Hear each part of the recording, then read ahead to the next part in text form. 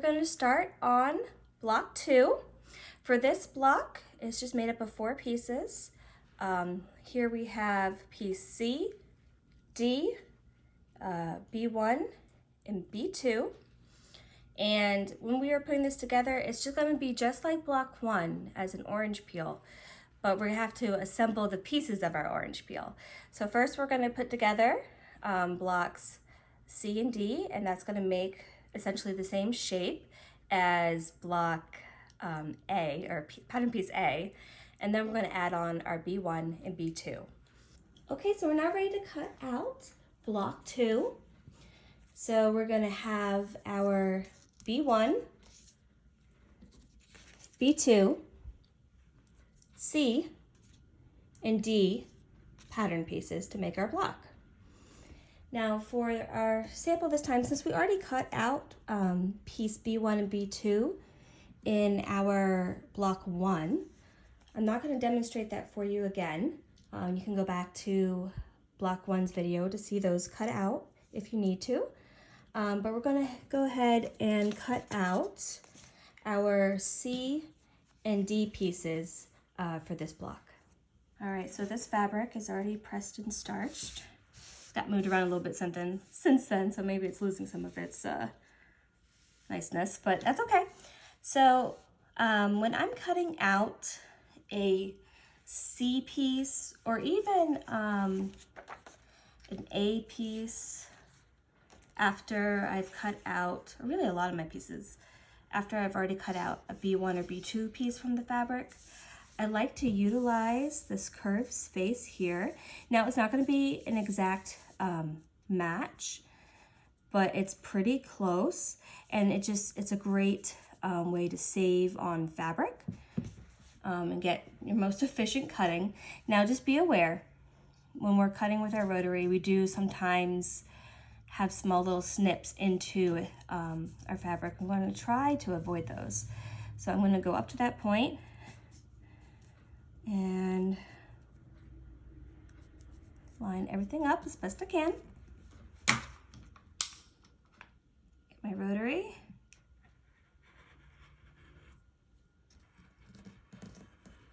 I'm just holding this pattern piece down with gentle pressure as I go around.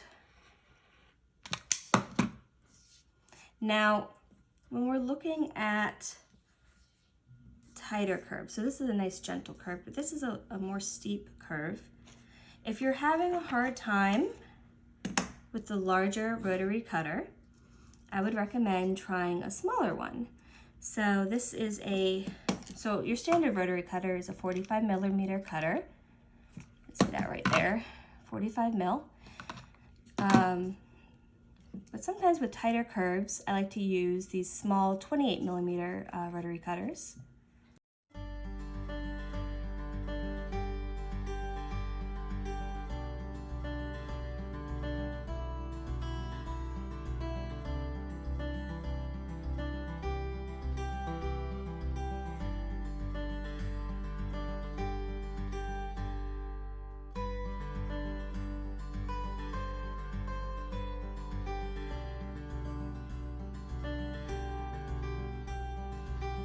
There we go.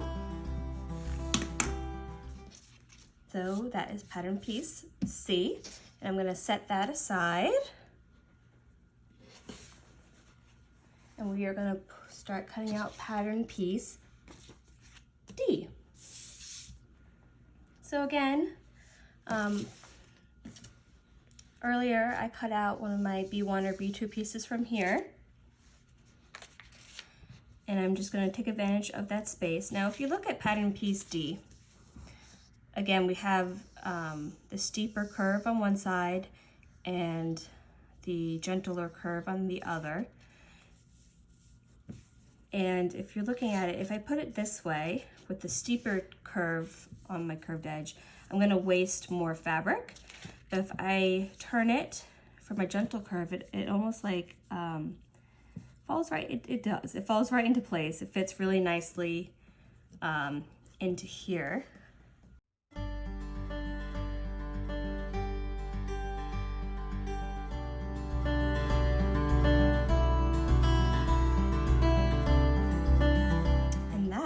pattern piece D.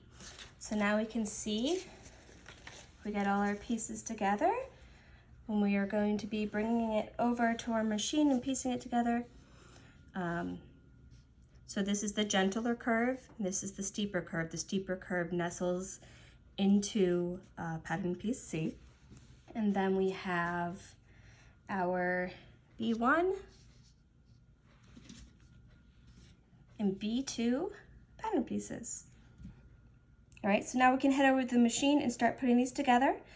And like we talked about, it's essentially assembling the template A piece first. Essentially, you're turning these two into template A, and then we're gonna bring these all together, and it's just an orange peel block once again. Okay, time for piecing of block 2.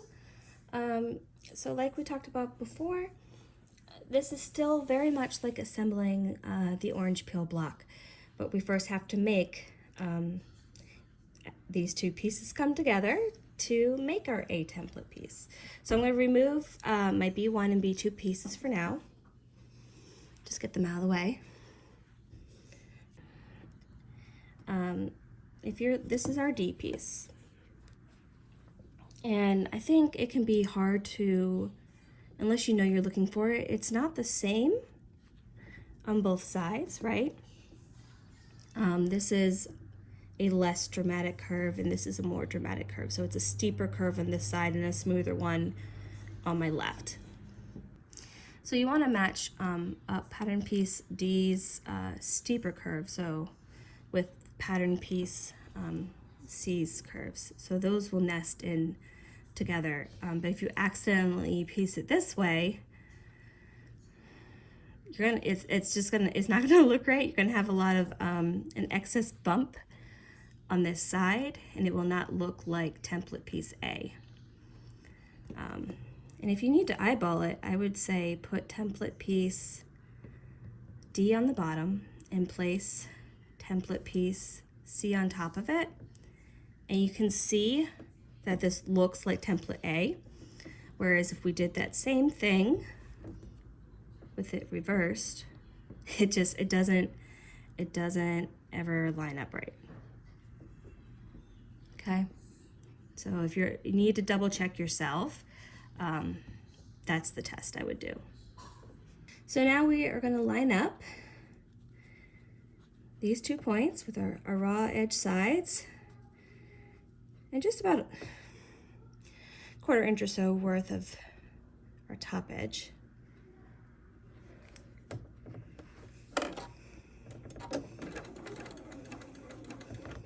A couple of stitches and then back stitch.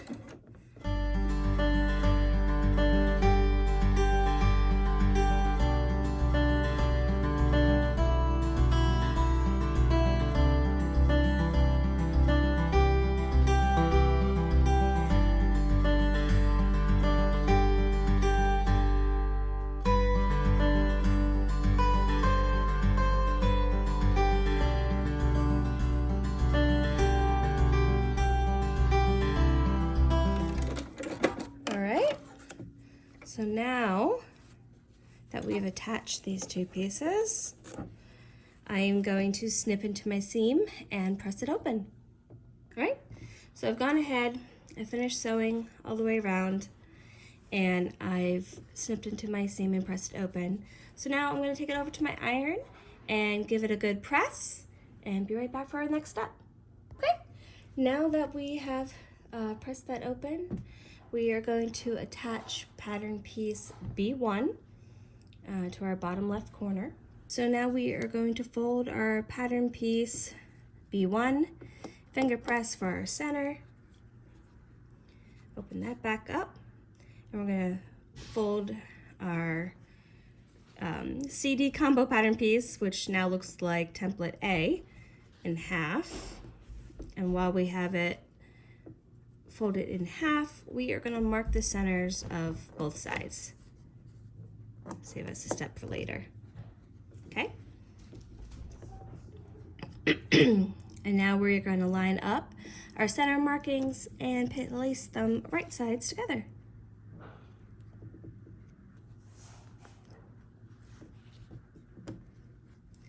And I'm going to walk this piece back and it should line up beautifully at the end here. Yay. So when we get there, gonna line up all our raw edges. So we're lining up, it's about 1/2 inch here that I'm looking at over both of these two seams, and then over on this raw edge. Okay, so that's lined up, it's going the right way. And I'm gonna give it a pin.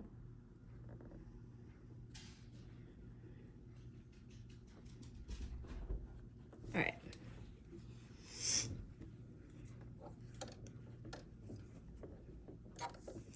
So I'm going to do a couple stitches, back stitch, remove my pin, and just like a rule of thumb for myself, I try to back stitch over where I'm going over this seam. It just helps to double reinforce at the end here, and just in case anything gets squared off later, if you're going over that seam, you'll still have those back stitch.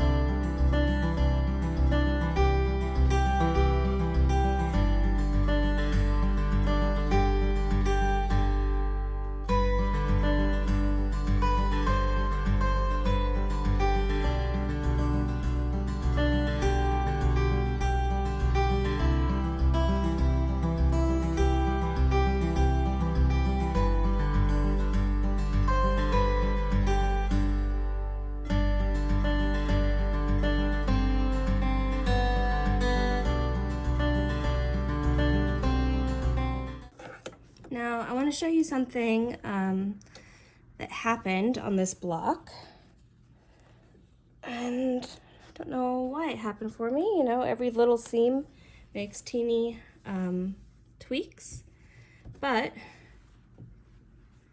you can see on this end it lines up perfect. But I do have a little bit of overhang on this side.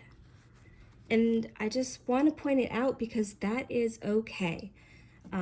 There is room built into this pattern for squaring up for little things like that. So if that happens to you, do not stress out. Do not feel like you need to unpick it.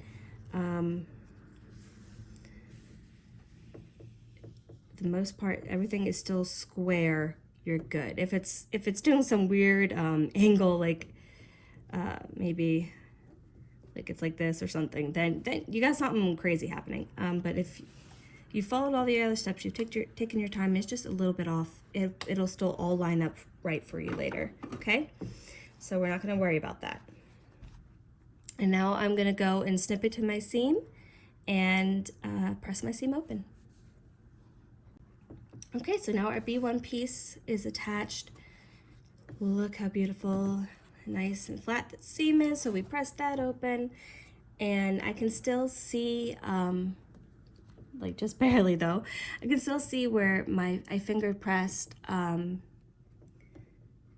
for the center. I'm just gonna mark it a little bit better for myself. And now I'm gonna bring in my pattern piece B2, and I'm gonna fold it in half just like we did with B1.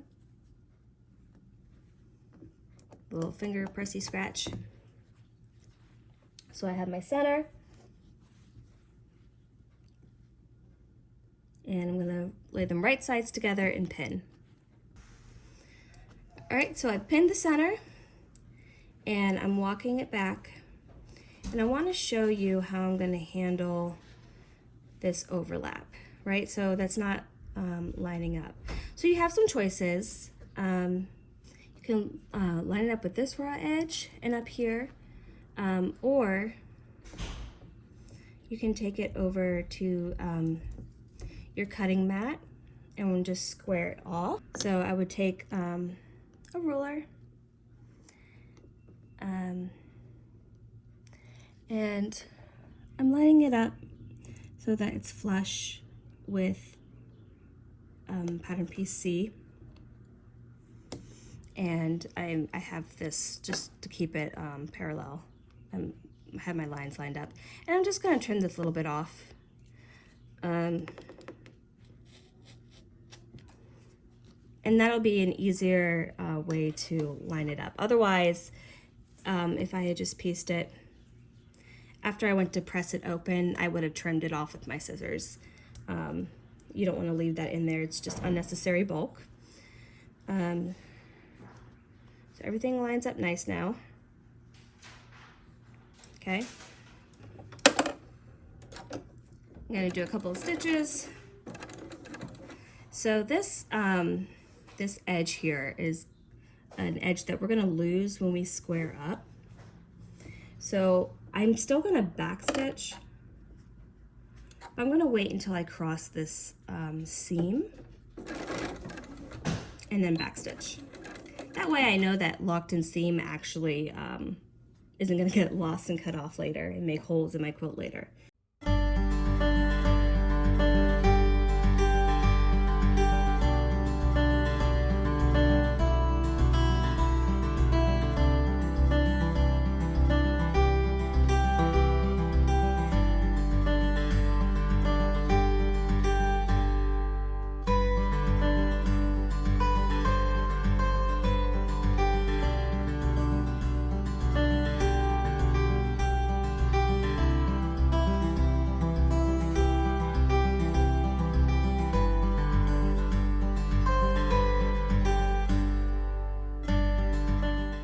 And when I get to this point, I just like to make sure that my under seams are still pressed open and they're not doing anything weird, going to one side or something. Going over this seam here, so I'm going to backstitch to secure this end, and then I'm going to sew off.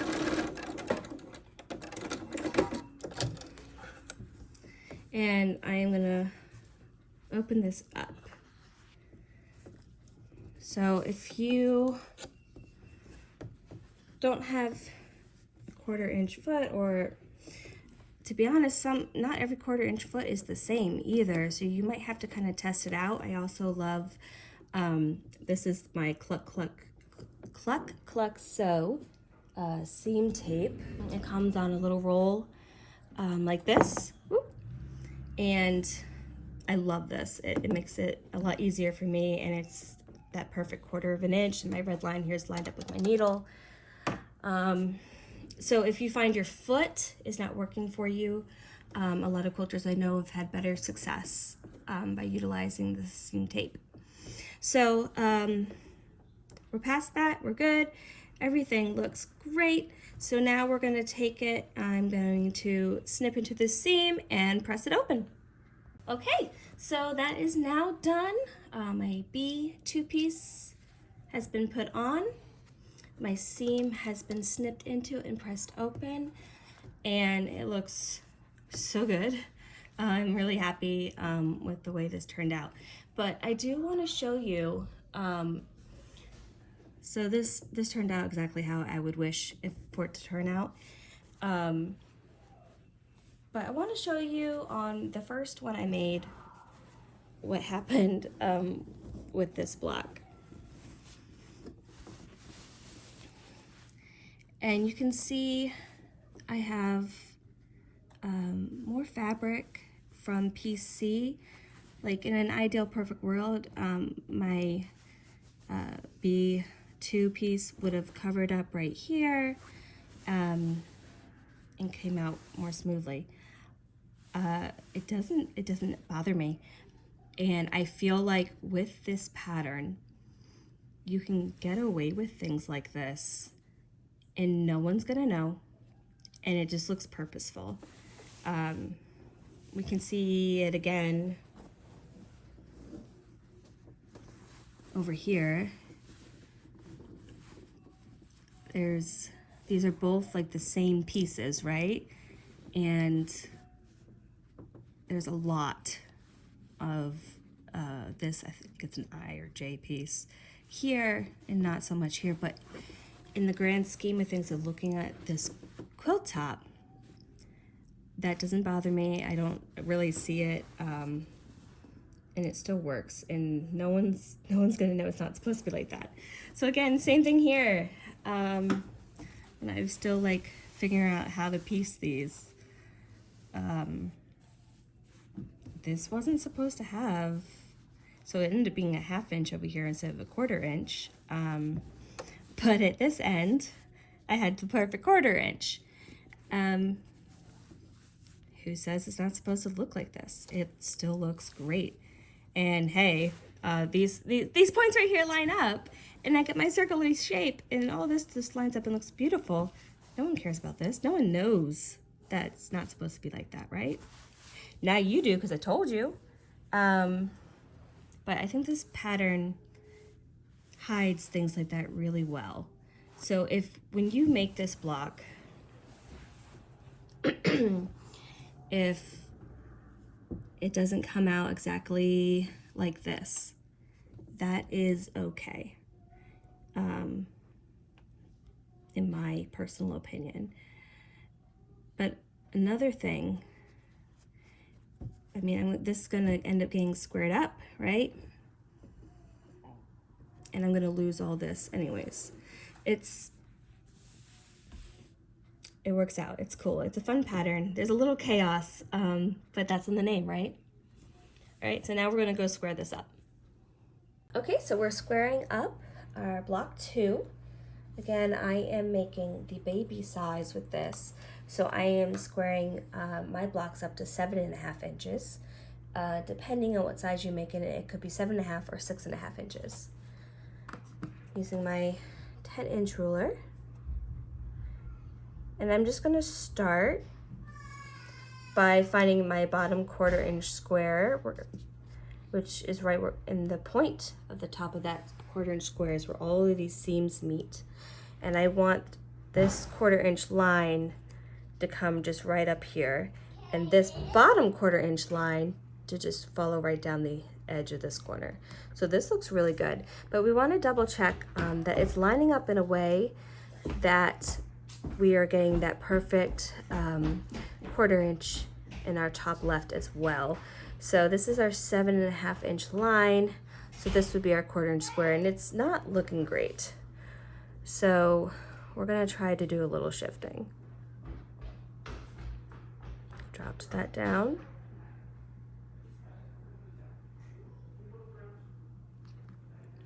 Okay, so we're at 7.5, and sometimes we can get it perfect and sometimes we get it close enough. Let's see. Sometimes it's just a matter of it's not sitting flat under the ruler, so you can check that as well. Definitely happening here. Okay.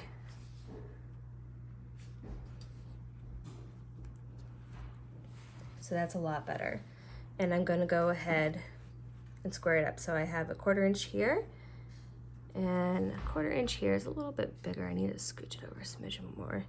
There we go, looks better.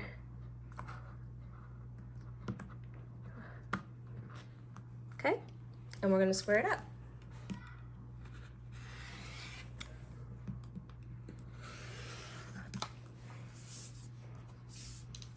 And now that's all perfectly aligned. I can either rotate the block or just move this down. So I'm going to line up the edges that I've just cut along the 7.5 inch lines. And I'm going to check to see how my 1/4 inch square is looking in this top corner. It needs just a slight adjustment. It's a little, there we go. Perfect. So that looks a lot better. Okay. And we're going to just square it up. And we double check before we cut that we still have a nice 1/4 inch square in our bottom right corner as well.